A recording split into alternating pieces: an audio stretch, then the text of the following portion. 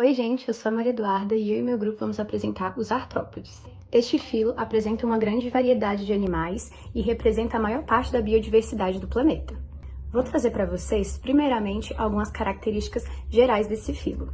Uma das primeiras características dos animais desse filo é que ele vai apresentar o exoesqueleto de quitina. A quitina nada mais vai servir para dar suporte estrutural e proteção. Claro que ao longo do crescimento desses animais tem que fazer a troca e esse processo se chama muda.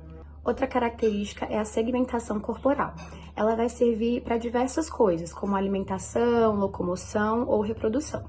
Esses animais apresentam apêndices articulados, que a gente vai poder ver nas antenas, nas patas, entre outras, que vai servir para trazer uma mobilidade maior. Apresentam também o sistema nervoso ganglionar.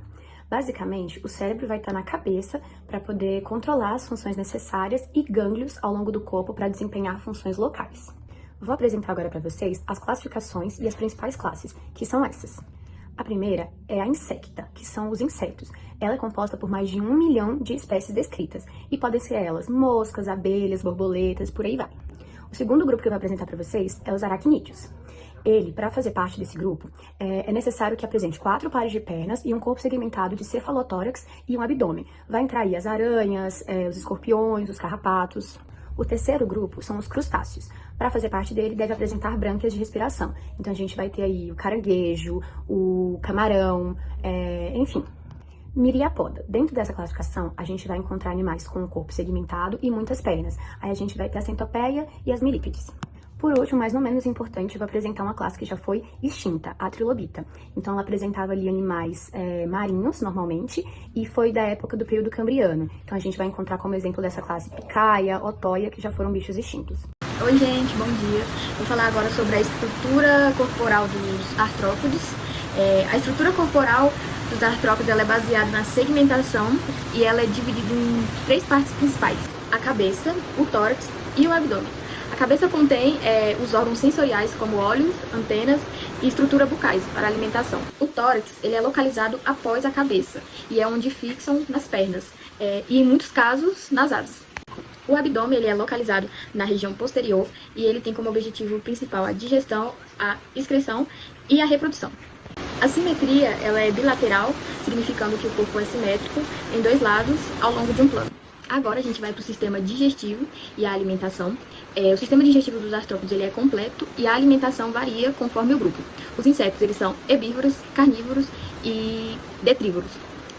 As aranhas elas são predadoras e os crustáceos são detritos, plantas ou organismos marinhos. E por último temos o sistema respiratório que varia conforme o grupo.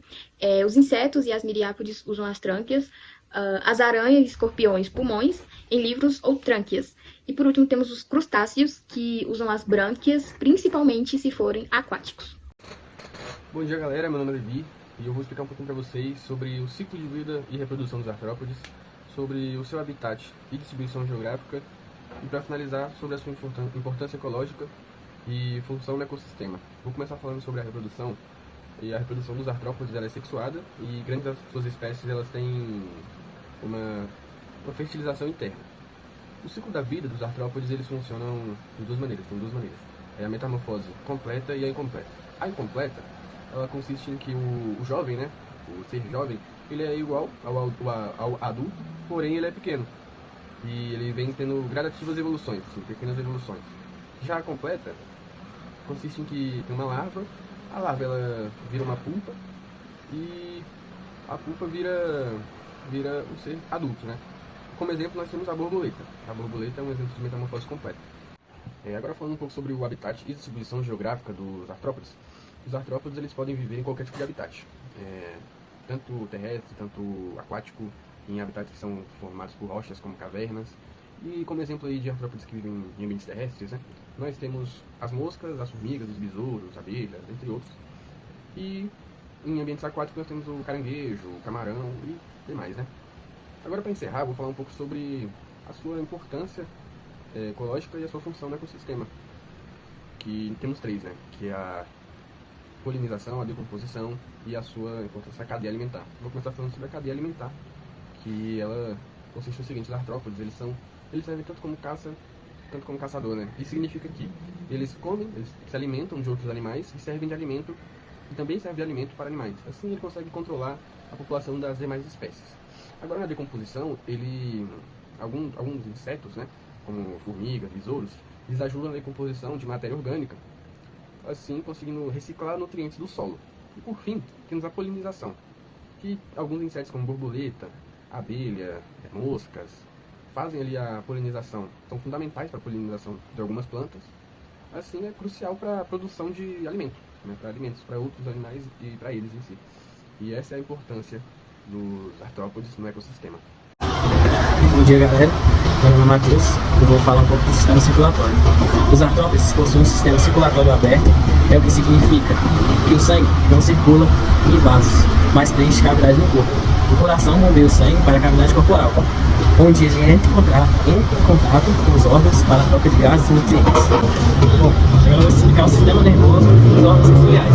O sistema nervoso dos artrópodes ele é ganglionar, então o cérebro, que ele é localizado na cabeça, que é uma série de gânglias ao longo do corpo, né, que controlam as funções motoras e sistemas locais. Os órgãos sensoriais são olhos compostos dos insetos, e esses olhos são para detectar movimentos, e também as antenas, que são usadas para detectar cheiros, toques e até vibrações. Aí os sistemas sensoriais são localizados nas antenas, nas pernas, e ajudam a proteger os estímulos ambientais. Agora eu vou explicar a locomoção e o mecanismo de movimento. Os artrópodes possuem apêndices articulares que podem ser usadas para nadar, escalar, andar e voar.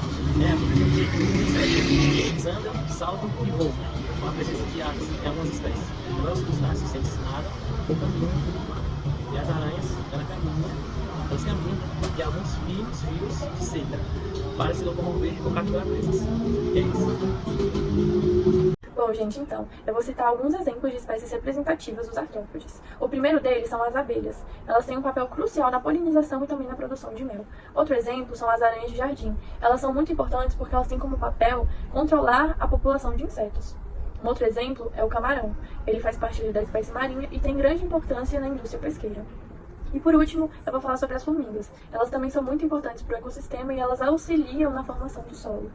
Agora eu vou explicar para vocês um pouquinho sobre os impactos econômicos benéficos e maléficos que os artrópodes trazem.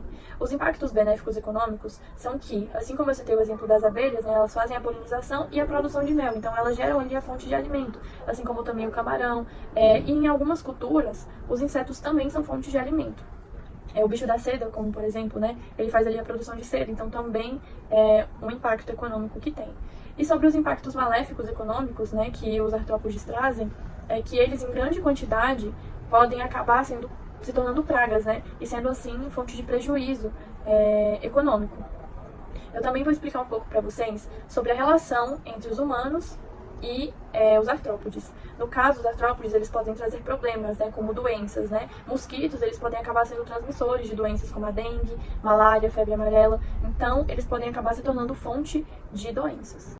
E por fim, eu vou falar um pouquinho sobre as ameaças, que no caso, por exemplo, a perda de habitat, as mudanças climáticas, o uso intensivo de pesticidas, que pode acabar afetando uma população de insetos ou outros artrópodes também. E é por esses e outros fatores que é necessário a conservação e também a preservação, né, do habitat ali.